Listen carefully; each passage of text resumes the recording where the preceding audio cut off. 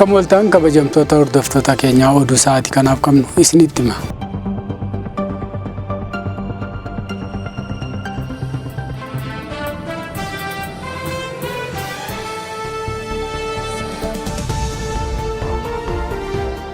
Manni maree Federeeshinii filannoo waliigalaa torbaffaa godinaalee filannoo Tigraay 5 to'annoo naannochaa jalaa baasuun ibsame. Kaleessa manni maree Federeeshinii Itoophiyaa filannoo waliigalaa torbaffaa dhufuuf kutaalee filannoo 5 yeroo dheeraaf falmii naannoo Tigraay fi Amaaraa jala turan irratti murtii dabarseera. Filannoon paarlaamaa federaalaa hanga falmiin mootummoota naannolee lamaan gidduu jiru furmaata argatutti to'annoo mootummaa naannoo Tigraay alatti akka gaggeeffamu ajajuu beeksise. Murteen kun boordii filannoo biyyaalessaa Itoophiyaa ibsa kaleessa baaseen kan ifoome yoo ta'u, kutaalee filannoo dorgomtoota jedhaman kunneen Humeraa, Adireemit, Lixa Tigraay, Tsalamaayit, Kaaba Dhiyaa Tigraay akkasumas Kooreem, Ufilaa fi Raayyaa Alamaaxaa kibba Tigraay akka ta'an ibsameera. Boordichi murtii kanaan dura xalayaa guraandhala 3 2026 barreesseen buufataalee fi kutaalee filannoo waliigalaa torbaffaa beeksisee ture. Buufataaleen kunneen bu'uura qoodiinsa bulchiinsa yeroo waraanaa dura ture irratti hundaa'uun addatti godina Humeraa zoonii Lixa Tigraay keessatti aanaa Seetit Humeraa, Kaftaa Humeraa fi Walqaayit akkasumas godina Adireemit keessatti aanaan Walqaayitii fi Tsagede akka hammatan ibsameera.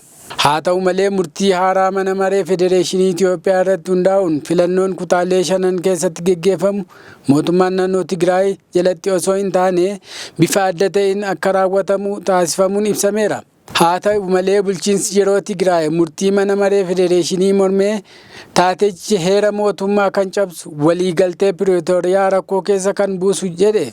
Uummanni Tigraay saboota kaan waliin ta'uudhaan sirna bulchiinsa cunqursaa ofirraa qolachuuf shoora hangafaa taphateera jedhee kunis lammiilee biyyattii walqixxummaan kan tajaajilu sirni federaalaa akka dhaabatu karaa baneeras jedhe. Haa ta'u malee seerri federaalaa kun yeroo yeroon sarbamaa jiraachuu eeree uummata keenya irra gochi duguuggaa sanyii gahaa ture jedhee heera mootummaa fi waliigalteen Piriitooriyaa murteen sarbu darbeera jedhe. Ibsichi dabalatee murtee daangaa Tigraay kan sabii addunyaa beeku kana rakkoo keessa buusuudhas jedhe. Bulchiinsi yeroo Tigraay murtee kana cimsee kan mormu ta'uu ibsee murteen kun bakka bu'aan saba Tigraay bakka hin jirretti kan darbe jedhe. Murteen kun waan hamaadhaan as deemaa kan jedhe bulchiinsi yeroo Tigraay mootummaan deemsa isaa kana dafee akka qalbeeffatu akeekkachiiseera.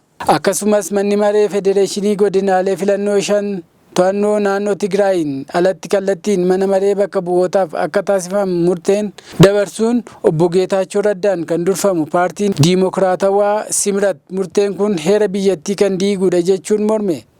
Murtichi yoo hin sirreeffamne filannoo irratti akka hin hirmaannes ibseera. Paartiin Simrat xalayaa mana maree bakka bu'ootaa fi boordii filannoo biyyaalessaaf barreesseen murteen kun sirna heera biyyattii hundeerraa kan jiigse walabummaa dhaabbilee kan dhiibu akkasumas sarbiinsa heera biyyattii irratti taasifamu kan qixa dhabsiisuudha jedhe. Simrat xalayaa isaa kanaan dabaluun itti gaafatamnii fi mirgi mana maree bakka bu'ootaa fi heera biyyattii keessatti keewwata 62 irratti kenname heera biyyattii hiikuu fi waldhabdeen naannolee jidduu hiikuu kan turu miti jedhe. Dabalatees manni marichaa hojimaata godinaalee filannoo qajeelchuu naannolee jalaa bahuun federaalaan akka gaggeeffaman taasisuuf itti gaafatama tokko hin qabu jedhe. Murtee kanaan manni maree kun seeraa ol gochuun muuduu fi sirni federaalaa kunis guyyaa guyyaan irra darbamaa jiraachuu kan agarsiisudhaas jedhe. Waldhabdee daangaa akkaataa keewwata 48 heera biyyattiitiin ta'uu utuu qabu haalli kun bakka hin gaggeeffamnetti filannoon gaggeeffamuu humna bulchiinsa naannoo humnaan fudhachuudha jedhe. Simrat boordii filannoo ceepha'ee akkaataa labsii boordii filannoo 200 dhaabbatichi dhiibbaa siyaasaa kamuu irraa bilisa ta'uu qabu dhiibbaan manni maree Federeeshinii irraan ga'e dhaabbatichi faayidaa siyaasaaf ooluunsaa filannoo as deemu fudhatama keessaa akka ba'u kan godhuudhaas jedhe. Kanaaf murtee mana maree Federeeshinii akkasumas hordofee kan raawwate hojiin boordii filannoo fudhatama kan hin qabne jedhe. Taatee kana kan balaaleffate paartiin Simrat manni maree federeeshinii hojii kana akka dhaabu gaafatee yoo sirreeffamni kana irratti hin fudhatamne ta'e filannoo fi gochoowwan seer-maleessa fakkaatan irratti akka hin hirmaanne akeekkachiiseera. Dhimma kana ilaalchisuun kan fuula miidiyaa hawaasaa isaanii gubbaatti ibsan obbo Geetaachoo Raddaa gorsaan gaanfa Afrikaa muummee ministeeraa murteen kun tasgabbii siyaasaa kan jeequudha jedhan. Xalayaan kun nageenya biyyattiis kan booressuudha jechuunis qeeqaniiru.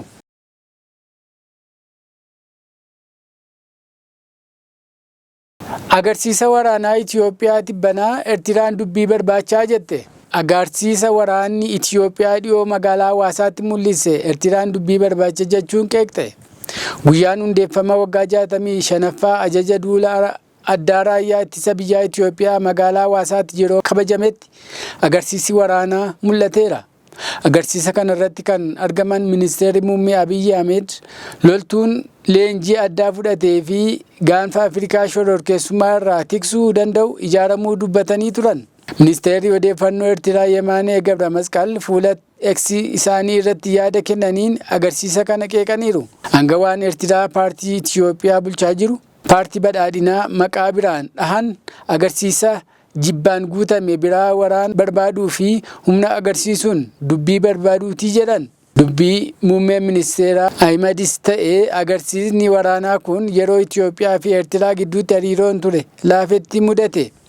Biyyoonni gaanfa Afrikaa lamaan haala amma jiruun walitti bu'iinsatti ce'uu malu jechuun xiinxaltoonni himaniiru. Ministeerri muummee Abiyyi Ahmed humna addaatti leenji'ee fi biyya irra darbee naannicha tiksuu danda'u jedhan yeroo ibsan biyyoota lama Itoophiyaa daangessan eeraniiru. Kaartuum keessatti manneen barnootaa waggaa 3f cufamanii turan banaman. Manneen barnootaa kutaa bulchiinsa Kaartuum keessatti argaman waraana biyya keessaa Sudaan keessatti waggoota 3f adeemaa tureen hojii baruu fi barsiisuu dhaabanii turan torban kana hojii jalqabuun gabaafame. Qondaaltonni mootummaa manneen barnootaa dhibbaan lakkaa'aman miidhamanii suphuu fi barattoota deebi'an hedduu simachuuf hojii bal'aa hojjechaa akka jiran ibsaniiru. Ministeerri barnootaa naannoo Kaartuum kaleessa akka ibsetti wal waraansi eebla 2023 irraa eegalee humna waraanaa Sudaanii fi humnoota Rapid Support Force gidduutti gaggeeffamaa tureen manneen barnootaa tilmaamaan 280 ol ta'an barbadaa'aniiru jedhan. Manni barnootaa hedduun yeroo wal waraansi maatii buqqa'anii fi iddoo qubannaa ta'anii yookaan gareewwan wal waraanan jala ooluun isaanii sirni barnootaa magaalattii akka gufate taasiseera. Buqqa'iinsi barsiisotaa fi barattootas rakkoo kana daran hammeessuu Sudaan Tiriibuun gabaase. Daayirekteerri barnootaa Kaartuum Qariballaa Muhammad Ahmed akka Sudaan Tiriibuunitti himanitti nageenyi suutaan fooyya'aa dhufuu isaatiin maatiin gara magaalaa deebi'aa jiru. Kanaan wal qabatee bara barnootaa kana keessatti barattoonni miliyoona 1 ol galmaa'uu akka danda'an eegamaa jedhan.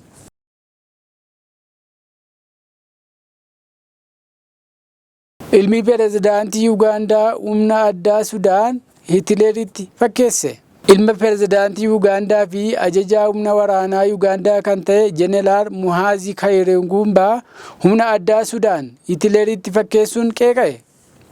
Qondaalli olaanaan Ugaandaa kun lammiileen nagaa Sudaan keessumaa kanneen bifaan gurraacha ta'an ajjeesaa jira jechuun fuula X gubbaatti maxxanse. RCF namoota nagaa gurraachota ta'an ajjeesuu akka gootummaatti ilaala.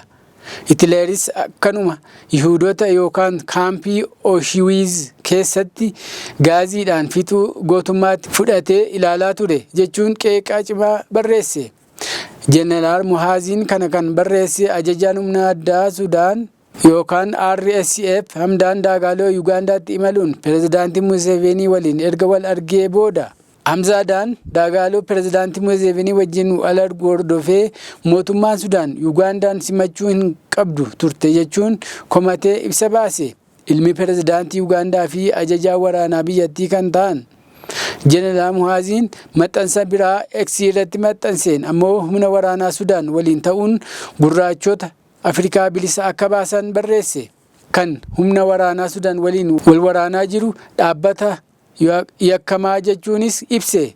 Pireezidaantii Tiraamp iyyuu RSF'n akka dhaabbata yakkamaatti farrajee jechuun barreesse. Jeneraal Mu'aazii Kaayirenbuugaa wantoota falmisiisoo ta'an fuula X gubbaatti maxxansuun nama beekamudha.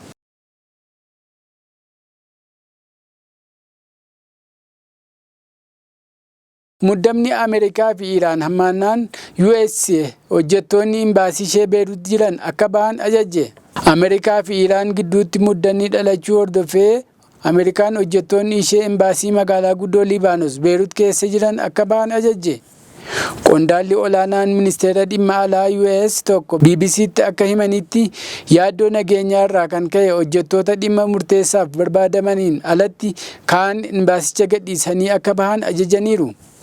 Hojjettoonni imbaasii USA Beeruut jiru keessa hojjetan akka bahan ajajamuu isaanii mariin dhimma niwukileeraa Iraan waliin geggeeffamu waliigalteerra hin gahamu taanaan Tiraamp tarkaanfii waraanaa akka fudhatu akeekkachiisuu hordofeeti.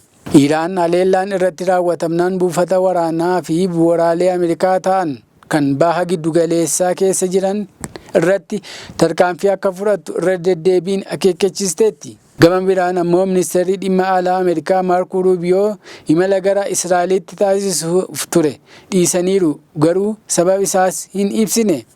Qondaalli olaanaan White House tokko haala nageenyaa naannichaa yeroo hundumaa ilaalla. Gama keenya yeroo dhiyoo irratti hundaa'uun hojjettoota keenya hir'isuuf murteessineerraa jedhan. Imbaasichi hojjettoota murteessoo ta'an qofaan hojjechuu itti fufa jechuun kan tarkaanfii nageenyaa lammiilee Ameerikaatiif jecha fudhatame ta'uus ibsan. Hojjettoota imbaasii Ameerikaa Beeruut jiru keessaa 50 kan ta'an akka bahan yoo ajajaman 32 kan ta'an har'a magaalaa Beeruut keessaa akka baafaman Reuters gabaaseera.